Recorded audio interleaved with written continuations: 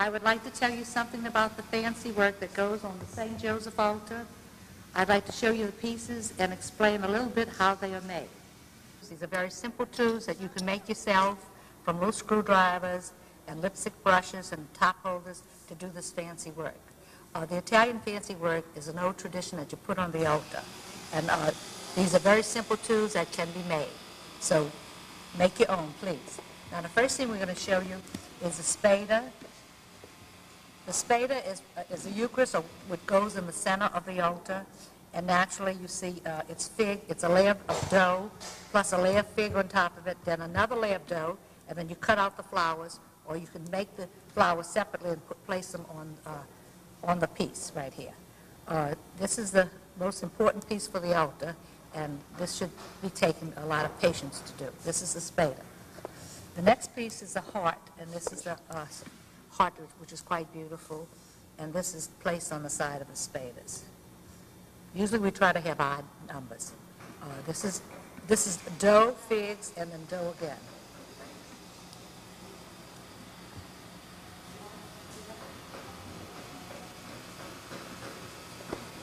The next piece is the cross, and the cross is made basically the same with a cardboard backing that was baked with it, and we put a dough, a layer of figs, and a layer of dough again, and then these were cut out in the dough, and that's how the cross is made. Very simple tools. And this is the palm. This is basically a big sheet of dough that is rolled. The figs are rolled in it, and then you just make curlicues, cut out and slit the dough. Joseph's ladder, and this is made of pure bread, and it's just a little fancy design on it. This is a St. Joseph, this is an Easter wreath, which means new life, and naturally it has a layer of dough, figs, and then a layer of bread, and a flower to decorate it. That means new life. This is St. Joseph's donkey, so naturally we always want to show his little donkey. This is the horn of plenty, which the Italians and we have the lucky beans, which are the fiber beans, and we paint them gold. The horn of plenty, because St. Joseph has helped us to have a lot. And this is the water pitcher of the New Age, the Aquarian Age, so that's why we made the pitcher. This is the rosary, and that's made with figs and dough. And this is a cane made of just all dough. This is to show you where the Italians came from, the Sicilians. So this is the shape of Sicily. It's a triangle. This is made all of dough, and that's how you spell Sicily in Italian. This is the moon, just a little decoration for the altar. And this, of course, you see this St. Joseph pray for us, and this is made with figs, cut out figs and dough. Okay. Same thing with this. This is a beautiful cut work with Happy Easter St. Joseph. And this is also the fish, the Piscean age. This is the clock, tells you the time before you start the altar. And this is a star. And these are the little booties. And these we tried to make little Easter eggs in it. This is a wreath made of pure bread, plain bread that was just flour and lard and water. You beat it well and let it rest 3 times for 10 minutes. And you make, these are lilies. And this wreath is just, a lily wreath. This is made of a little basket of just plain bread. Okay. This is the dove, which is made of plain dough. This is the wedding rings. This is all plain dough. This is infinity. This is a cross, and it's very well made. It's made of dough and figs, and the designs are put on it. This is the artichoke, which represents an artichoke, which is dough and figs. And these, since we are from Louisiana, these are symbols of our seafood that we have. You know, there's never any meat on the altar, so we make the symbols of the shrimp, the crawfish, and the crab. Okay, let's talk about the recipe. And it's a very simple recipe. It's basically 5 pounds of all-purpose flour, 1 pound of Crisco, and the water is 1 quart plus 1 cup. It's water, and a little salt. That's all you need. It's really basically three things. I have rolled out one layer of dough and put it on the cardboard. The cardboard is under here. I put the cardboard, and then I rolled out a layer of dough, and as you see, I cut it out. Here's the little scraps I have left over. After I rolled out that layer of dough, I put little wood sticks into the dough. That's to give it strength. Now I'm going to proceed to get figs and put little layers of figs over the sticks or into the sticks and cover the whole chalice where the sticks are.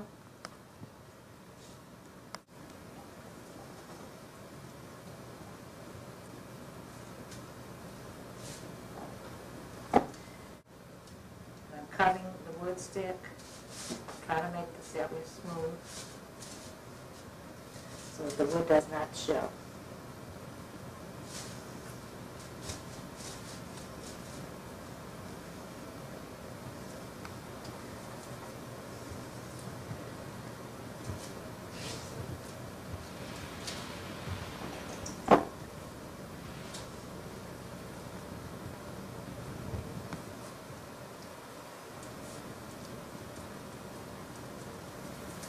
Try to get it even on both sides. I have to smooth this out a little bit more because it's not even. But I will try to do that after. But right now I just want to show you that at the top, this is a place where you're going to put, in this sign of the cross, you're going to put a little ball of figs right here.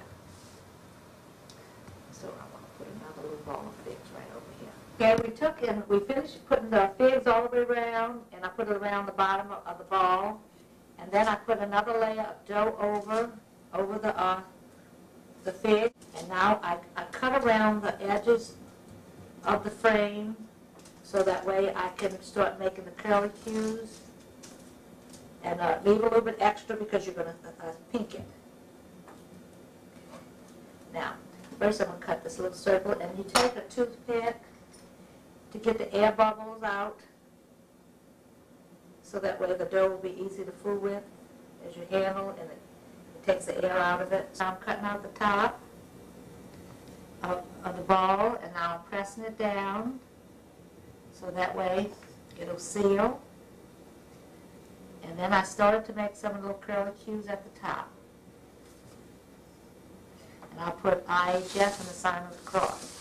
Now on this side, I'll show you how to make some of the curlicues. And we're just going to twist it. And then we'll trim them after. So twist, cut, and twist. And I'm going to cut off some after.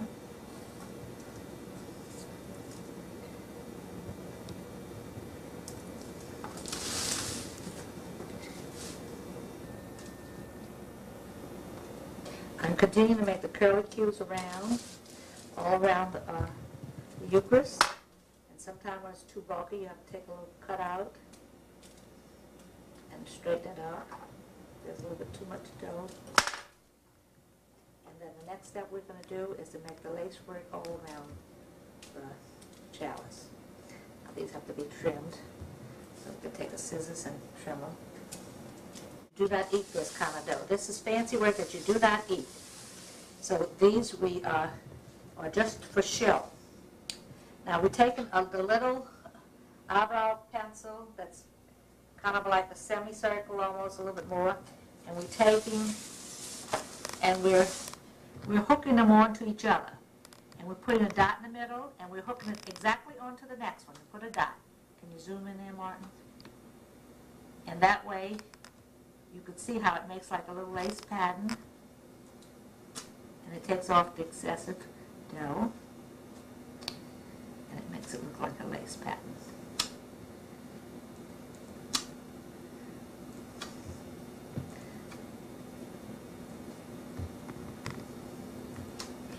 Okay, that's all it's done with these two instruments. You can make it smaller or larger, whatever you like. Now the next thing we're doing is we're cutting out onto the dough a flower pattern. And I'll try to cut out another one and go straight down. cut into the dough. Now, this is the old time way that the old Italian ladies did. And remember, I'm here just to show you how it was done. I'm sure you'll be able to do it much better than I can. I just know a little bit, but practice, I guess, can make perfect. Now I'm going to show you, if you don't want to cut into the dough like I'm doing, I'm going to show you an easier way, which is much simpler, and maybe you might like to do it that way. And I'm going to pull out all the excess right in here that has to get out of there.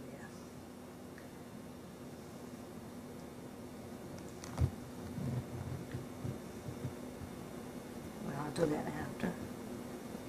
That'll come up.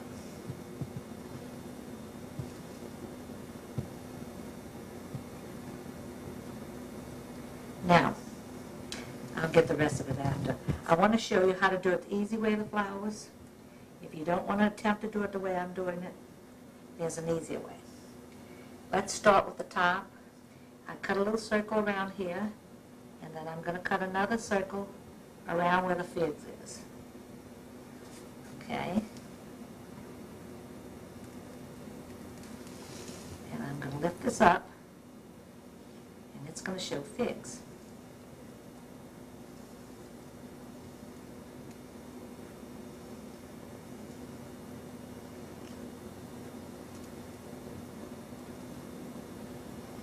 Now, instead of cutting the figs out of the dough, we're going to do it an easier way, a way that I think anybody can learn and anybody would be willing to do.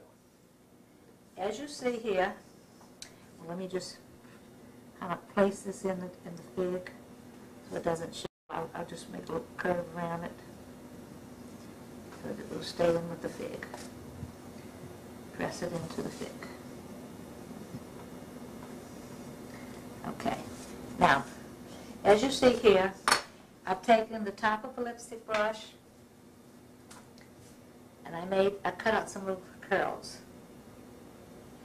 And I just take the dough, I'm just going to pat it with my finger, and I'm going to place it on the spada. All it is little round circles, and I'm going to take and make like a little flower pattern. That's all it's going to be. Little bitty circles. I press it down a little bit and just place it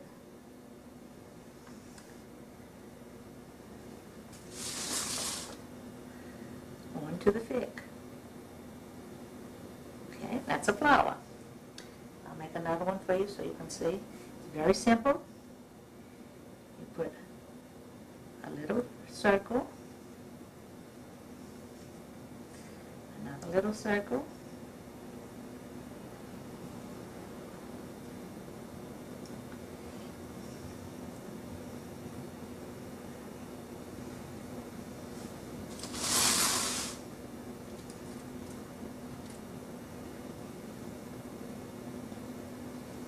and another little circle. Now we connect these with little streamers, and we also put little centers, little bitty centers. I might take a very, very small piece of dough and make that as the center of the flower. And here you are. Very small little piece. This is just a little pencil or pen or whatever it was, the top of a little pen or pencil, and you make a little center. Now we could connect these little flowers and with little streams of dough. I'll make another little flower for you again, so you can see it again. Just a little piece of round circle, and you could pat it to your finger. I usually like to make them elongated, but it depends on your dough sometimes. You can make them elongated, or sometimes they just want to do what they want to do, which they're doing today.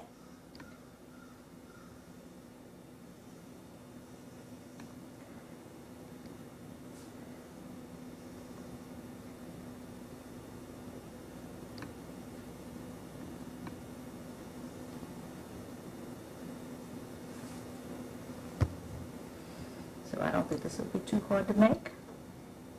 I think anybody can do that the easy way. And you can make lilies. You can make different little kind of design flowers. And it looks just as pretty as this one. When you cut them out right correctly, they can be just as lovely. Sometimes the dough gives you a little trouble, but that's to be expected. And now we're going to connect them. As you can see, I'm making flowers all the way down, and now I'm going to cut one side over here of the dough to show the figs. Now, as you cut the side to show the figs, we have to press the dough in like this so that it'll adhere to the figs. And that seals it and tucks it in. Remember, this is all unedible dough. This is just for showing on the altar. You don't eat these pieces at all. And and here we're basically showing you how to do it. We hope that you can improvise and do it much prettier than what I'm doing, because it's not to show you how I can do it. It's to give you the opportunity to learn something so that you can do it yourself. And just show you different methods. Now, this method, I'm just putting the little flowers on, little individual leaves. I didn't go, these I went straight down, but these are putting on individually, like little leaves. You can make lilies, you can make daisies, you can make whatever kind of flower you like. But it's just to go out and just to try it and see if you can do any of this. And so that the heritage would not be lost, that so you'd have some kind of knowledge of it. And your grandchildren will know how to do this also.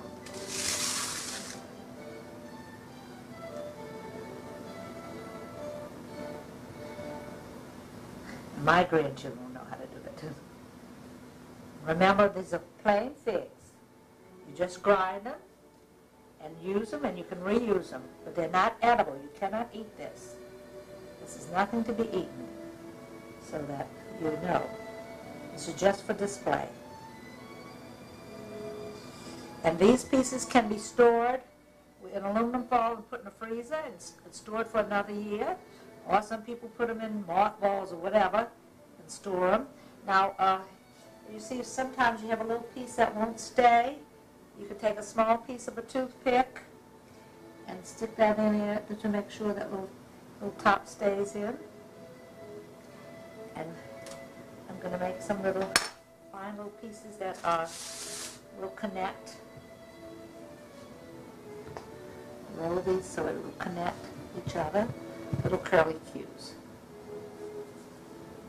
Now, usually I put little balls and a little more leaves on this one, but you can make it as fancy or as plain as you like. It's doing your own thing and trying to improvise and doing something else that you would like to do. This is just to get you started. They have an idea of how this is done.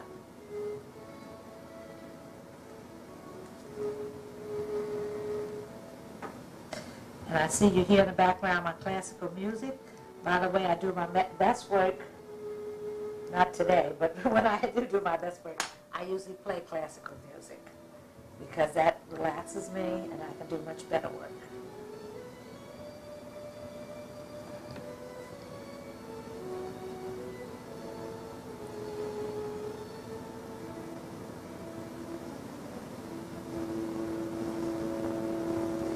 We're going to take egg wash. We just beat up an egg.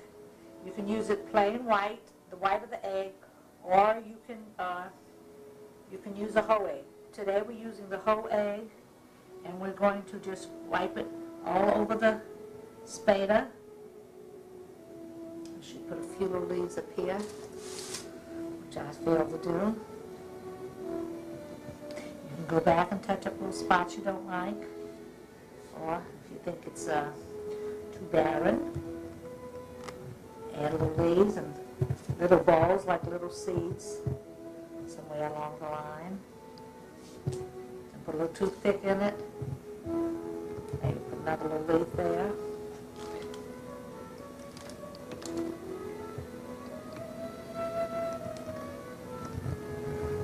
anything you want to do creative, you can do it much better. Think of your own idea. But the idea is to try to do something that's creative and that's your heritage to remember. And pinch the leaves and make them a little pointy, a little prettier.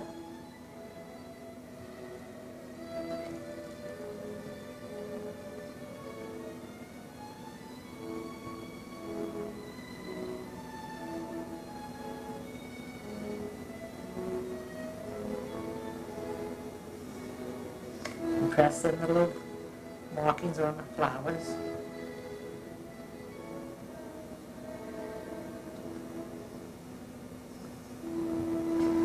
And do whatever design you like. And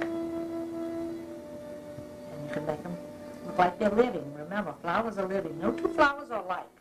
So don't try to imitate somebody else's flowers if you can help it. Do your own thing. Make your own flowers. And let it be pretty for you. It's your creation.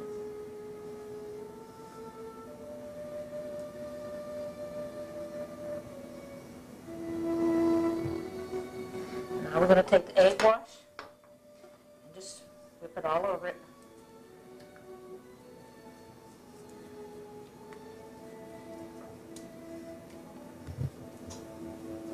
And I'm going to put it in the oven for 225 degrees. You cook this very slow because it has a cardboard on it, and you don't want it to catch fire. But also, it's also so it doesn't burn.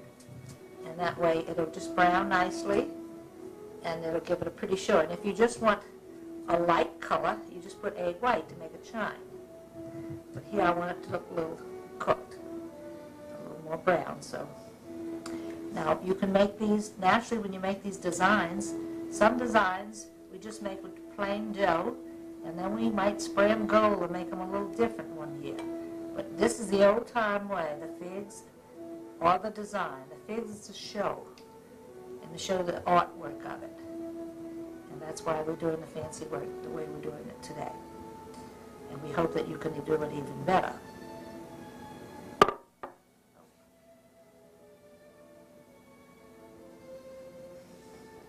I'll be happy to hear that when someone learns about this, so that this won't be in vain. I have taught many people how to do this because a lady was nice enough to teach me, Miss LaFont, from the Rara. And the people who I've taught do it much better than I do it. So it's just a matter of taking your time and doing it, and getting to it and enjoying yourself and learning to do it. But my thing is to document it so that everybody has some knowledge of it. So that your grandchildren will know it, and your great-grandchildren. And so when they see a piece on the altar, they'll know that they're capable of doing some kind of creative art that their ancestors did. And every time I do this, I send love to Miss LaFont, but most of all I send love to my mother, because she was the one who showed me when I was a very small child how to do a little wreath, a little big wreath, a little edible one. But that's when I started to want to do this. So encourage your children to learn how to do this, because that's how they start when they're very young. And that's the Italian way to begin with. Okay, it's ready to go in the oven.